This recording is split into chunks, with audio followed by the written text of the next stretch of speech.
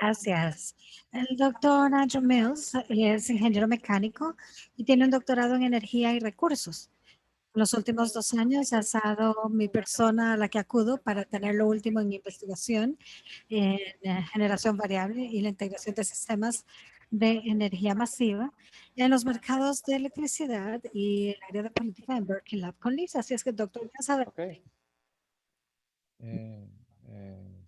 Pasarás mis diapositivas, supongo.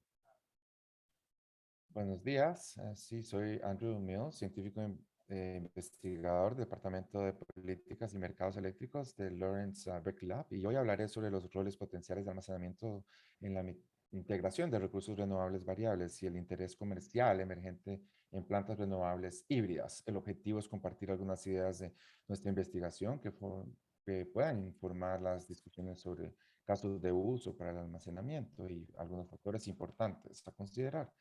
Primero hablaré sobre la integración. En esta sección nos enfocaremos principalmente en los desafíos de integrar los recursos renovables variables en la red. Los desafíos de la integración incluyen la variabilidad de los recursos y su contribución a la adecuación de recursos. La variabilidad está asociada con los cambios en el suministro dentro de la hora de funcionamiento, los eventos en varias horas, y las incertidumbres se deben a los errores de pronóstico en un día por delante, y también más cerca del tiempo real. La consecuencia de la variabilidad e incertidumbre es que el suministro real de la generación se desviará de lo programado. Esto podría requerir que los operadores del sistema mantengan recursos en reserva para cubrir esas desviaciones, pero el hecho de que la generación a partir de recursos variables no esté alineada con los momentos de mayor necesidad puede conducir a una menor contribución al cumplimiento de los requisitos de adecuación de los recursos. La experiencia en California muestra cómo el momento de mayor riesgo de interrupciones puede cambiar de la calurosa tarde de verano a la tarde después de la puesta del sol. Sin embargo, esta variabilidad e incertidumbres es inherentemente parte de los sistemas de energía debido a la carga variable. Durante las últimas 2 décadas se han realizado numerosos estudios en Estados Unidos para comprender los costos de integración de la energía eólica y solar. Los costos de integración resultantes de estos diferentes estudios varían por una serie de razones, incluida la combinación de recursos que hay en una región, o si los costos surgen de la empresa de servicios públicos, también es su propia autoridad de equilibrio, o es parte de un sistema regional coordinado e integrado. La mayoría de los estudios de costos de integración eólica encuentran que estos costos asociados con la gestión de la variabilidad y la incertidumbre del viento están por debajo de aproximadamente $5 el megavatio hora. Y estos costos no parecen necesariamente aumentar drásticamente con el aumento de los niveles de penetración. Vemos un número menor de estudios en esta diapositiva que han estimado el costo de integración de la energía solar y muestra que el rango general de costos es algo similar a lo que informé para la energía eólica. El estudio que está marcado acá es el APS Argonne de 2013. En este cuadro se basó en un estudio que involucró a investigadores de Argonne National Lab, Berkeley Lab, y hablaré un poco más en las siguientes diapositivas. Siguiente, por favor. Está claro que las plantas solares experimentan una variabilidad dramática debido al paso de las nubes. Y eso es particularmente difícil de predecir. Las líneas rojas que se muestran en ese gráfico muestran la salida de 32 plantas fotovoltaicas simuladas diferentes en un día relativamente despejado, y pueden ver eh, que uno de estos sitios individuales, la producción de energía solar puede que disminuya drásticamente en cuestión de minutos. Entonces, el estudio que hicimos se centró en las estrategias y los costos para administrar energía solar a nivel de la autoridad como balance total. La producción resultante de esas mismas 32 plantas fue uniforme cuando se agregó a todas las plantas que estaban en esa huella de servicios públicos. Eso se muestra en esas líneas negras ahí. En particular, esa rápida caída en la producción que veríamos en una sola planta no apareció en absoluto en ese perfil agregado, incluso en un día parcialmente nublado. Y como resultado, el costo de las reservas incrementales que se requerían para manejar esa variabilidad e incertidumbre adicionales a ese nivel agregado, estamos por debajo de los $5 por megavatio. Siguiente. Alternativamente, lo evaluamos recientemente y a menudo discutimos la estrategia de tratar de suavizar las rampas fotovoltaicas en una planta individual usando almacenamiento, y aquí puedes ver cómo simulamos el funcionamiento de esa batería y la usamos para limitar las rampas de esa fotovoltaica individual, esa planta fotovoltaica. En un día parcialmente nublado, esa batería se carga y descarga rápidamente y en un sistema fotovoltaico y de batería aproximadamente un 5% de la capacidad. En este caso, dimensionamos la potencia nominal de la batería de manera similar a la planta fotovoltaica y en esa se podría descargar por completo en solo 15 minutos. Siguiente. Luego usamos algunas herramientas de modelado que están disponibles en el NRL para estimar el aumento incremental de costo de un sistema fotovoltaico debido al equipo de la batería adicional necesario para proporcionar ese control de rampa. Cuanto más estricto era el límite de la tasa de la rampa, más energía tenía que poder almacenar la batería y aumentaba los costos iniciales. El costo también aumentó con esa tasa de manera más estricta porque las baterías tenían que ciclarse con mucho más frecuencia. Y basado en estos dos servicios públicos de Florida que estamos analizando, el costo adicional osciló entre aproximadamente 10 y $40 por megavatio, dependiendo. Otro hallazgo interesante que vimos fue que los costos fueron menores para el pequeño sistema fotovoltaico de 75 kilovatios en Tallahassee comparado con un sistema más grande de 12,1 y medio megavatios de Jacksonville. Presumiblemente, este menor costo para la empresa de servicios públicos de Jacksonville se debe a que hay algo que suavizar de suavizar la rampa que puede ocurrir incluso dentro de la huella de esa única planta y eso puede haber extendido la vida útil de la batería, lo cual disminuye los costos. Y la principal conclusión del análisis fue que es posible suavizar la producción de esa planta individual con almacenamiento, pero a veces puede ser más fácil y más rentable intentar gestionar esa variabilidad y equilibrio agregados a nivel de autoridad.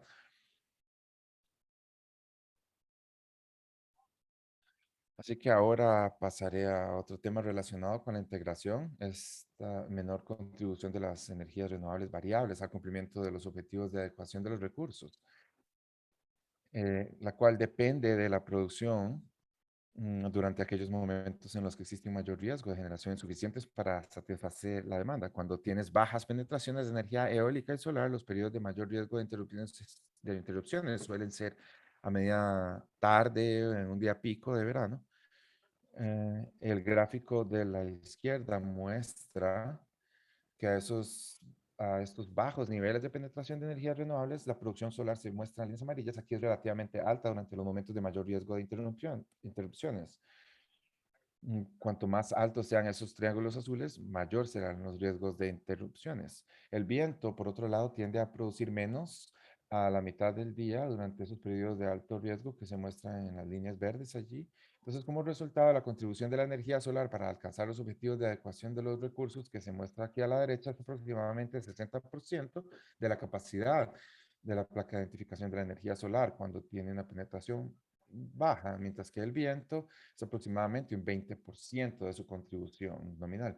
Esta contribución a la adecuación de los recursos como porcentaje de su placa de identificación a menudo se denomina crédito de capacidad de recurso y se utiliza un modelo probabilístico que le llama capacidad de carga efectiva o ELCC por sus siglas en inglés. Aquí vemos un aumento de la proporción de energías renovables en este periodo de alto riesgo de interrupciones puede alejarse de ese periodo tradicional de la tarde y pasar a las primeras horas de la noche después de la puesta del sol. Y lo que sucede es que debido a que este cambio en el momento del riesgo, esto puede conducir a una fuerte caída en la contribución de la adecuación de recursos al agregar más energía solar y esto una reducción algo más modesta en el crédito de la capacidad de energía eólica.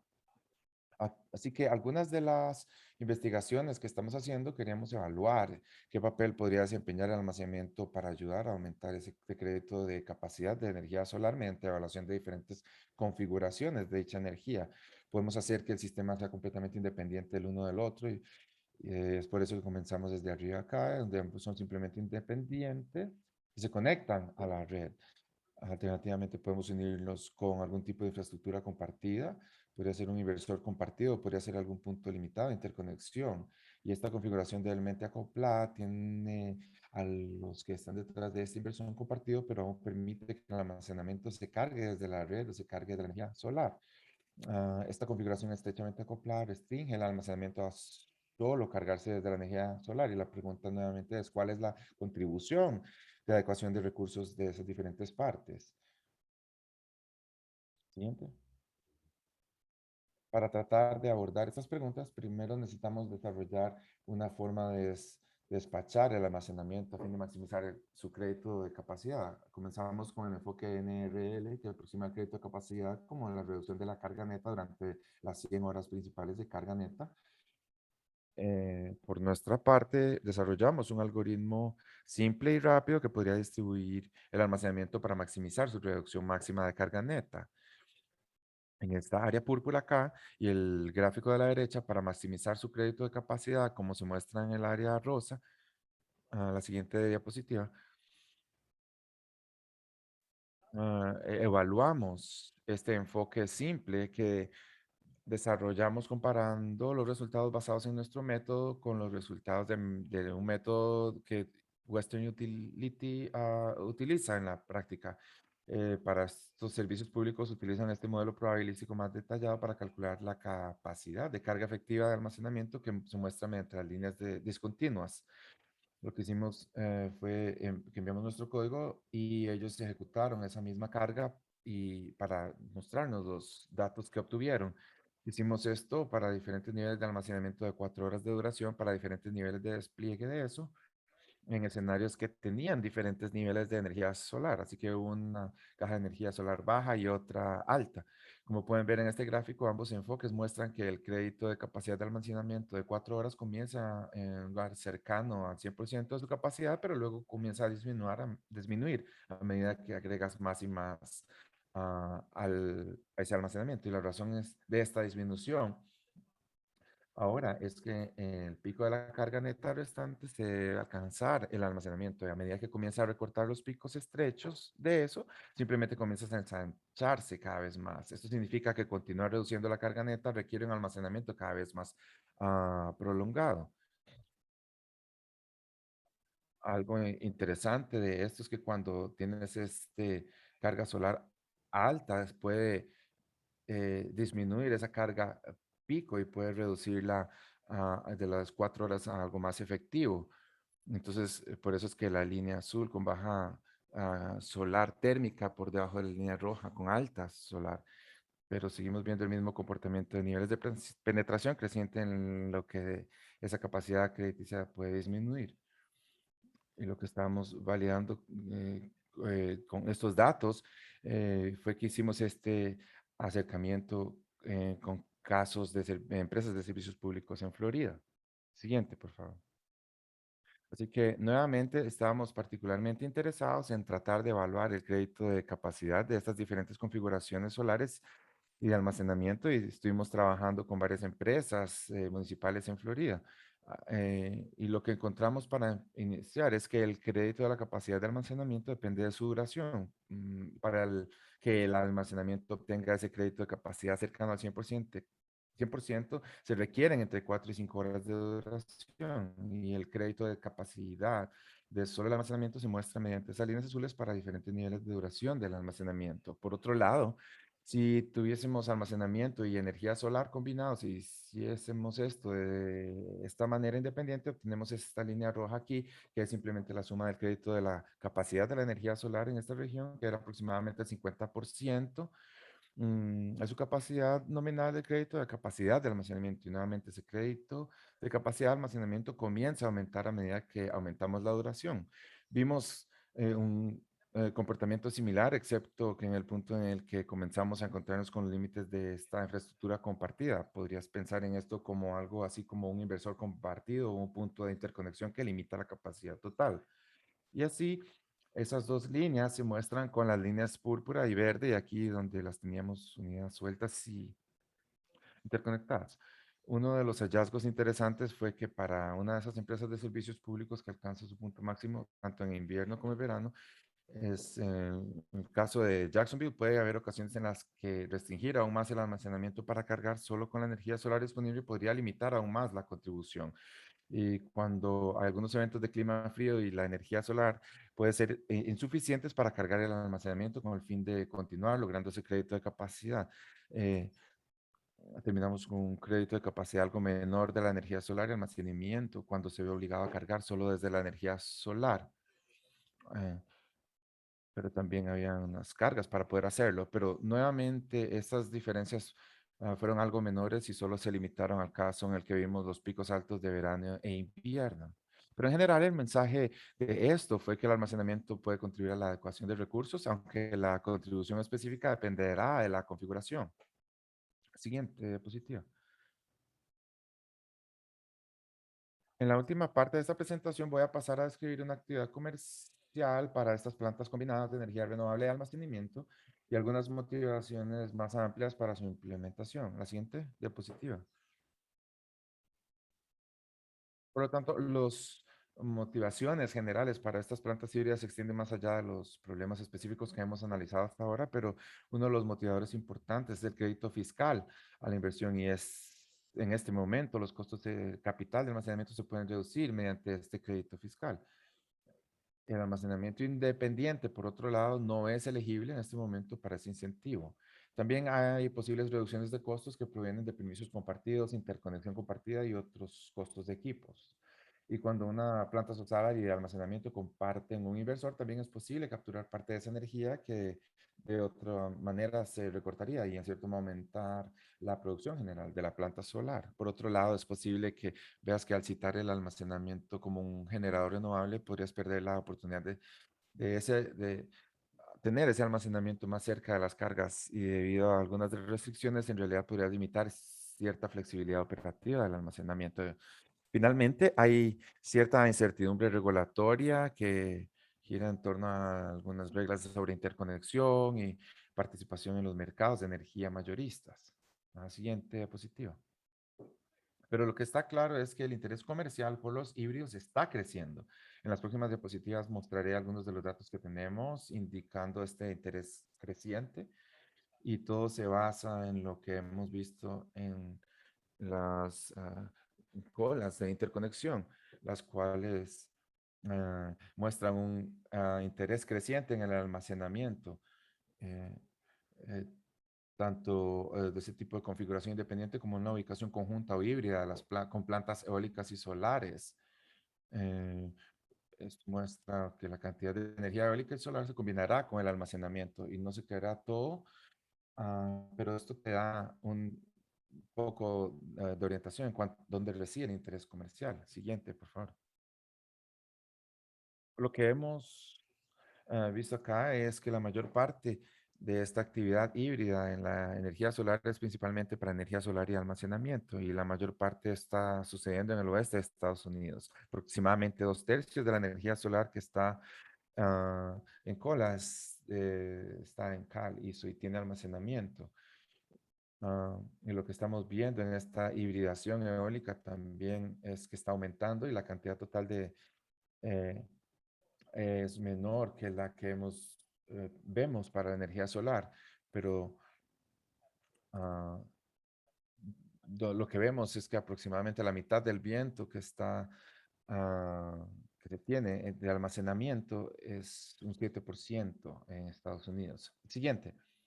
Entonces, esta diapositiva solo muestra algunos de los datos que resume en los costos que estamos recopilando para un pequeño subconjunto de proyectos que han firmado acuerdos de compra de energía y la tendencia clara se puede ver que es que los costos de los híbridos solares y de almacenamiento están disminuyendo. Eh, Ahora se consiguen por tan solo 20 o $30 megavatio. Verá que los proyectos en Hawái son más caros, pero también siguen una tendencia a la baja. Y para un conjunto limitado de proyectos acá, hemos usado esto para tratar de estimar los costos incrementales de la batería y vemos que una batería de 4 horas de duración que tiene un tamaño aproximadamente del 50% de la capacidad de la placa de identificación fotovoltaica aumenta el costo de la planta fotovoltaica y el almacenamiento en relación con solo una planta fotovoltaica en aproximadamente $10 por megavatio hora. Entonces, también usamos algunos precios históricos de mercado mayorista para estimar el valor del mercado adicional de agregar almacenamiento a una planta solar y eólica. Así que en lugar de dedicar la batería a suavizar la salida o solo proporcionar la adecuación de los recursos en este análisis, enviamos la batería para maximizar los ingresos generales de la batería sujeto a restricciones para limitar el punto de capacidad de interconexión y también restringiendo la batería para que solo se cargue desde el generador renovable. Y lo que encontramos es que la adición de la batería puede aumentar el valor de una planta eólica y solar de una manera similar y significativamente más de lo que vimos en Texas, donde en este caso este análisis está utilizando datos están solo cubriendo periodos de 2016 a 2018. Y la razón en parte de la que vimos este valor más alto en California se debió a este aumento potencial en el valor de la capacidad. Así que lo que estamos viendo en California es que el almacenamiento de 4 horas obtiene un crédito de capacidad 100%.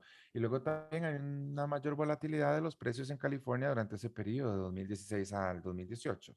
Notaré que en un trabajo más reciente lo hemos extendido para cubrir hasta el 2019, donde vimos una mayor volatilidad debido a una nota de pico alto.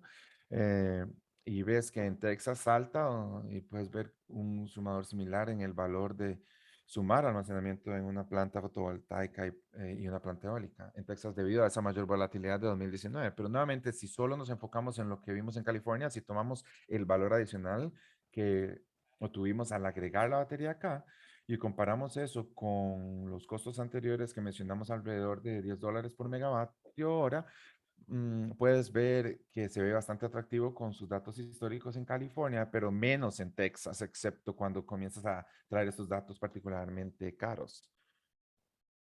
La siguiente diapositiva. Pues, otra forma de ver esta misma situación es comparar el valor del generador renovable autónomo y la batería autónoma con el valor de la energía solar o el generador y almacenamiento integrados en una planta híbrida. Y aquí, en este caso, vemos que el híbrido tuvo un valor ligeramente menor debido a las dos restricciones que impusimos. En primer lugar, se suponía que el almacenamiento híbrido solo podía cargarse del generador renovable y en segundo lugar, se suponía que el híbrido tendría un único punto de interconexión y la capacidad equivalente a la capacidad del generador. Por lo tanto, esas dos restricciones reducen un poco nuestro valor y tendrías que comparar las ventajas de costos que obtendrías al citar la energía solar y almacenamiento en conjunto. Así que al citar la energía solar y el almacenamiento conjuntos para ver si las ventajas de la hibridación desde la perspectiva de costos superan la posible disminución en el valor de estas restricciones adicionales que se imponen. Ok, siguiente diapositiva. Así que solo para terminar, tengo algunas preguntas aquí que los estados podrían hacer a las empresas de servicios públicos. La primera es pensar en cómo es que las empresas de servicios públicos pueden aprovechar la diversidad geográfica para manejar estos desafíos con variabilidad e incertidumbre.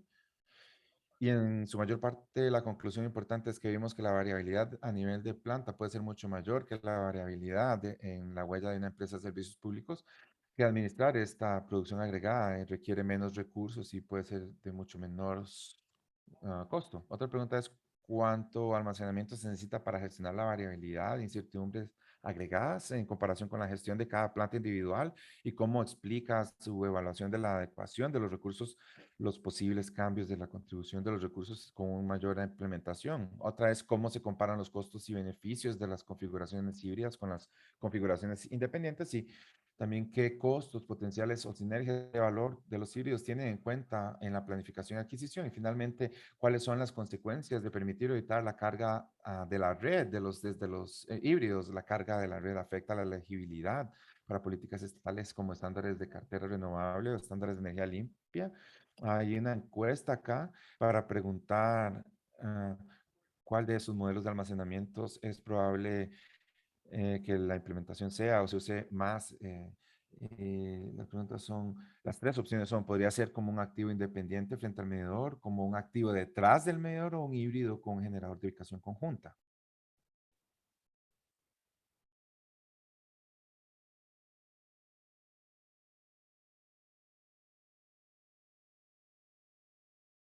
Parece que los resultados aquí están en su mayor parte. Muchas de las respuestas siguen lo que estamos viendo con los intereses comerciales y que el interés se centra principalmente en ubicarlo junto con el generador en una configuración híbrida. Y luego es algo como algo independiente frente al medidor y bastante menos como un activo detrás del medidor. Interesante. Ok, genial.